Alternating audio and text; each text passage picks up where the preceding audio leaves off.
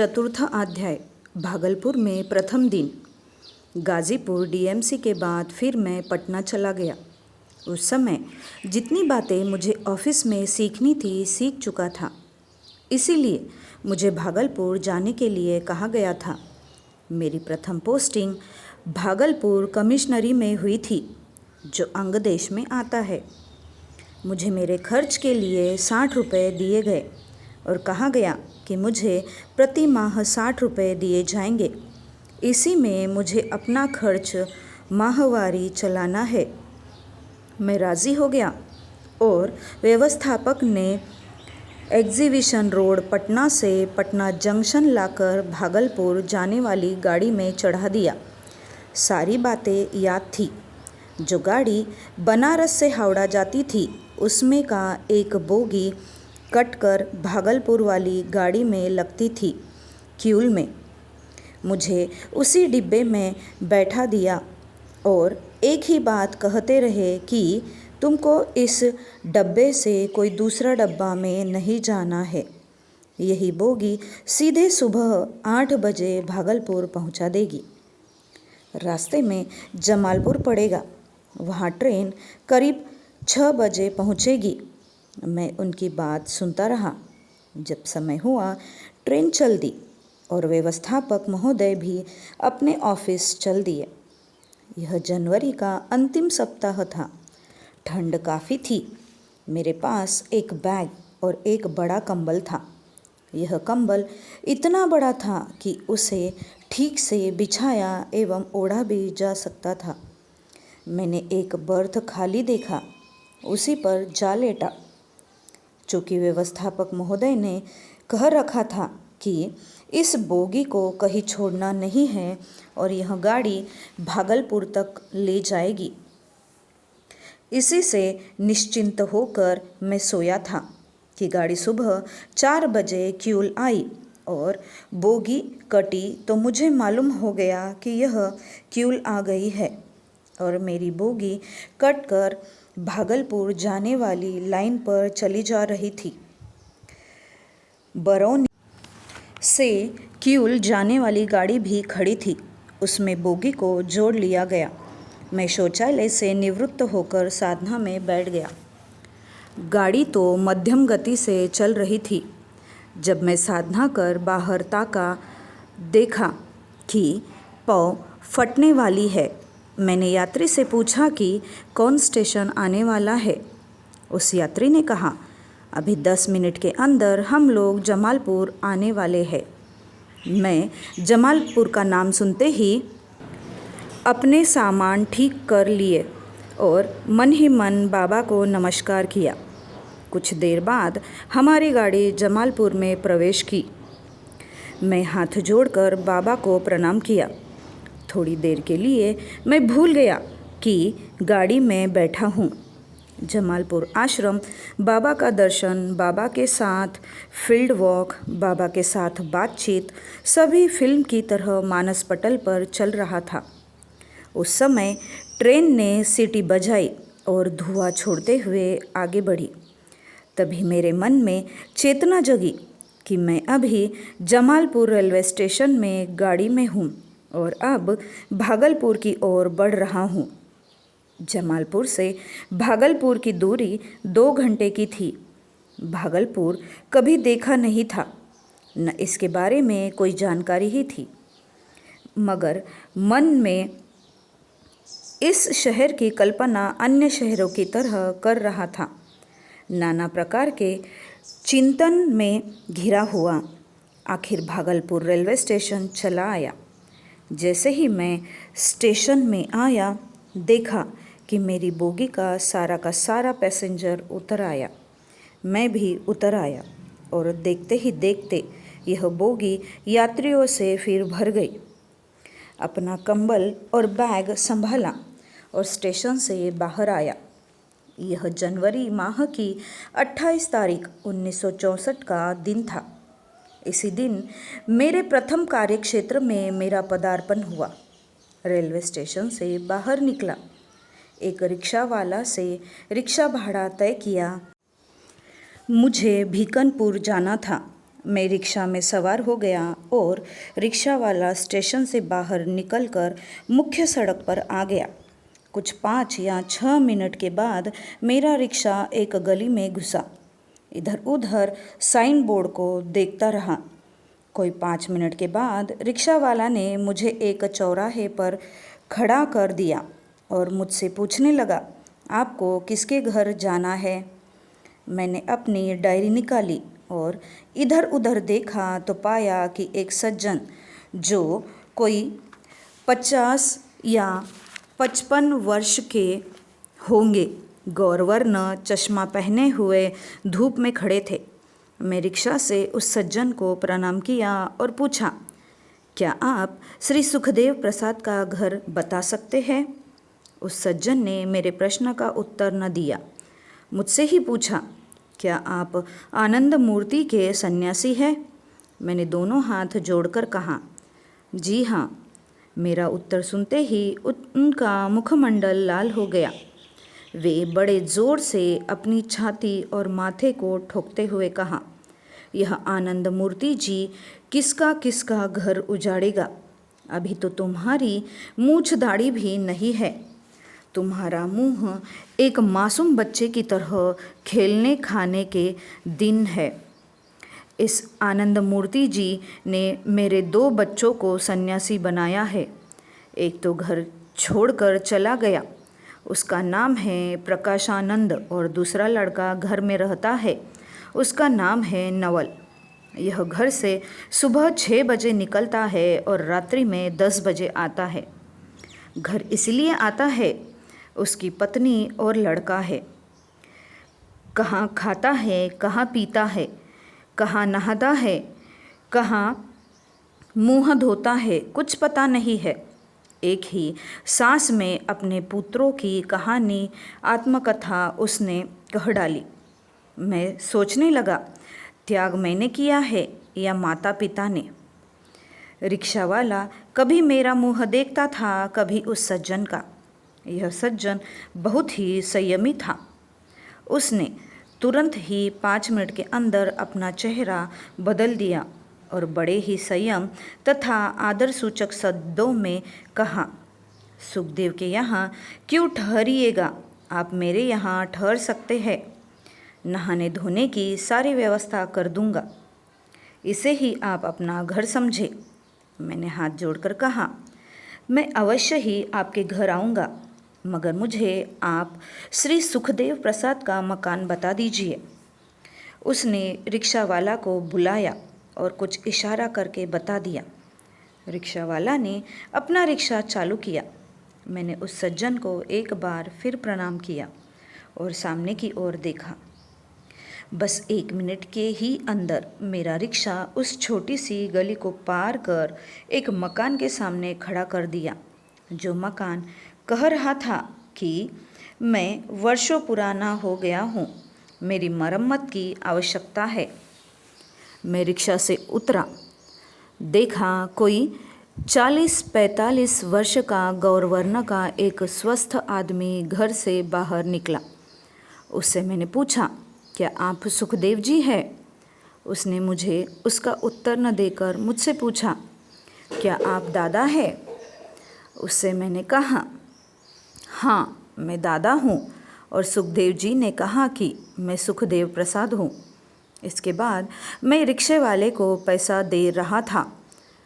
उसने कहा, आपको देने की आवश्यकता नहीं है। उन्होंने 12 आने के बदले 1 रुपया उस रिक्शे वाले को दे दिया। मैं रिक्शा से नीचे उतरने के बाद अपना परिचय बताते हुए कहा कि मुझे किरण देव कहकर लोग पुकारते हैं। रिक्शा वाला नमस्कार करके वहाँ से चल दिया। सुखदेव प्रसाद ने तुरंत अपने गृह सहायक को आदेश दिया कि दादा के लिए 2 बाल्टी पानी की व्यवस्था करे। मैंने स्नान किया। स्नान करने के बाद पूजा पाठ में लग गया। इसके बाद 10 बजे हम लोगों ने भोजन किया। भोजन करने के बाद तुरंत सुखदेव भाई एडवोकेट के साथ रिक्शा द्वारा कोर्ट पहुंचा। हमने देखा 2 साधक वहां पहले से बैठे हुए थे। वे थे गणेश मंडल और नरेश मंडल। दोनों वरिष्ठ आनंद मार्गी थे। माधोपुर, शाहपुर, राधोपुर ये 3 गांव एक साथ मिले हुए हैं और वहीं से ये लोग आए हुए थे। आनंद मार्ग के संबंध में कुछ केस चल रहा था। उसकी पैरवी सुखदेव प्रसाद एडवोकेट कर रहे थे। जैसे ही मैं रिक्शा से उतरा वैसे ही सुखदेव प्रसाद एडवोकेट ने मेरा परिचय उन मार्गियों से करवाया। मार्गियों ने नमस्कार करते हुए मेरी ओर देखते हुए कहा, आप तो बहुत ही छोटे हैं, आपको तो दाढ़ी मूछ भी नहीं आई है, आप सन्यासी क्यों बन गए? आप धर्म प्रचार क्या कर पाएंगे? मैंने मुस्कुराते हुए कहा, आप जानते हैं शंकराचार्य 11 वर्ष की अवस्था में सन्यासी बने और मुनि सुखदेव 16 साल की अवस्था में सन्यासी बने। मैं तो 18-19 साल का हूँ।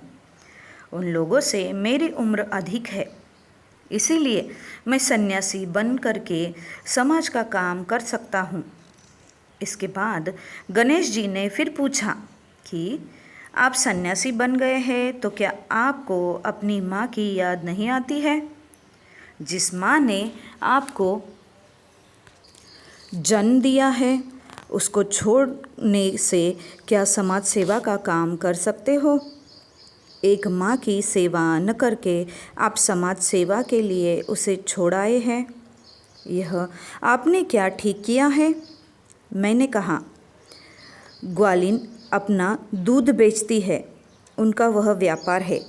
मेरी माँ ग्वालिन नहीं, उन्होंने जो दूध पिलाया है उसके बदले वह कुछ लेना नहीं चाहती है। मैं समाज का कार्य करूँ उसी से वह खुश होगी। मेरी व्याख्या से वे काफ़ी खुश हुए। उन्होंने सुखदेव प्रसाद से कहा कि आज शाम को दादा को हम लोग अपने यहाँ ले चलेंगे। श्री सुखदेव प्रसाद ने कहा कि दादा को कुछ दिन तक भागलपुर में ही रहना पड़ेगा, तब बाद में हम उनको कहीं जाने के लिए कहेंगे। शाम के समय हम वकील साहब के यहाँ चले आए। दूसरे दिन जैसे ही मैं पूजा पाठ करके नाश्ता करने के लिए तैयार हुआ, मैंने देखा कि एक व्यक्ति जिसकी उम्र मात्र 40 वर्ष की होगी और थोड़ी थोड़ी उसकी दाढ़ी भी उग आई है, आए। आते ही उन्होंने सुखदेव प्रसाद से पूछा, हमने सुना है नए दादा आए हुए हैं, हम उन्हें देखना चाहते हैं। मैं रूम में बैठा हुआ था। जैसे ही मैंने सुना कोई मुझे खोज रहा है, मैं उठ कर के खड़ा हो गया और देखते ही मैंने नमस्कार किया। वह मुझे देखते ही बोला कि तुम्हारा बैग कहाँ है? तो मैं अपना बैग उठाया। उन्होंने कहा, चलो मेरे साथ। न तो उन्होंने मेरा नाम पूछा और न उन्होंने अपना नाम ही बताया, परंतु मैं उनके साथ कैसे जाता? इसीलिए मैंने सुखदेव प्रसाद की ओर देखा। देखने का अर्थ था उससे आज्ञा लेना। सुखदेव प्रसाद ने कहा, ठीक है, आप जा सकते हैं। जब मैं अपना बैग लेकर चलने लगा तो रास्ते में उन्होंने कहा, मेरा नाम नवल किशोर है, और फिर मैंने अपना नाम बताया। इसके बाद जैसे ही उन्होंने नवल किशोर कहा, वैसे ही मैं समझ गया कि यह वही आदमी है जिसके पिताजी से मेरी कल मुलाकात हुई थी। मुझे साथ लेकर वे सीधा अपने घर आए। जब मैं घर में प्रवेश किया तो देखा कि वही सज्जन अपने ऑफिस में बैठकर कुछ लिखा पढ़ी का काम कर रहे हैं। मैंने अपनी तिरछी नज़र से उसको देखा और सीधा मैं नवल जी का अनुसरण करते रहा। नवल जी मुझे सीधा रसोई घर ले गए, जहाँ उनकी पत्नी खाना बना रही थी। उसकी पत्नी मुझे देखते ही खड़ी हो गई। मैंने उनसे नमस्कार किया। नवल जी ने कहा, देखो जी, यह नए नए दादा आए हुए हैं। ये जब भी कभी भी यहाँ आए तो इन्हें खाना खिला देना। और मेरी तरफ उन्होंने देखते हुए कहा, इन्हें आप भाभी कह सकते हैं और जब भी आपको भूख लगे आकर के खाना मांग सकते हैं। मैंने हाथ जोड़कर कहा, मैं तो सन्यासी हूँ, मैं दीदी कहकर ही इन्हें संबोधित करूँगा। इस पर मैंने देखा वह महिला थोड़ा मुस्कुराई और उससे भी मुझे खुशी हुई कि उन्होंने मुझे भाई कहकर स्वीकार किया। इसी पर नवल जी ने कहा, क्या खाना बन गया है? तो उस महिला ने कहा, खाना तो बन गया है किंतु सब्ज़ी बनने में थोड़ी देर है। नवल जी ने कहा, ठीक है, हम लोगों का खाना लगा दो। उस महिला ने दाल भात और अचार देकर हम लोगों को खाना खिला दिया। इसके बाद उक्त सज्जन ने मुझे कोर्ट में ले जाकर छोड़ दिया। इसके बाद वह कहाँ चला गया पता नहीं चला। मैं सोचने लगा कि इसके पिता ने कहा था कि सुबह 6 बजे निकलता है, दिन भर कहाँ रहता है पता नहीं। इसीलिए मैंने भी देखा कि यह व्यक्ति कहाँ चला गया कोई पता नहीं चला। इस तरह से शाम 4 बजे आचार्य पशुपति जी आए और उन्होंने सुखदेव प्रसाद को कहा कि दादा को आश्रम भेज दिया जाए, आश्रम में ही रहेंगे। उस रात को मैं फिर सुखदेव जी के यहाँ चला आया, चूँकि मेरा कंबल और बैग वहीं पर था। दूसरे दिन कंबल आदि लेकर कोर्ट आया। सुखदेव जी से विदा लेकर तीसरे दिन मैं आचार्य पशुपति जी के घर आया और आचार्य पशुपति जी ने भी शाम का खाना खिलाकर आश्रम में लाकर रखा। आश्रम में पहले से 3 विद्यार्थी रहते थे। ये विद्यार्थी मुझे देखकर बहुत खुश हुए क्योंकि मैं भी तो विद्यार्थी ही था। उन लोगों ने कहा कि आपको कहीं खाना पीना नहीं है? हम लोग जो खाना बनाएंगे उसमें ही आपको खाना है। मैंने मन ही मन सोचा, यह तो बहुत सुंदर जगह है, जहाँ भी चाह रहा हूँ वही मेरी सारी व्यवस्था हो रही है। इसीलिए मैंने महसूस किया कि मेरी पोस्टिंग होने के पहले ही बाबा ने सारी व्यवस्था भागलपुर में कर दी है।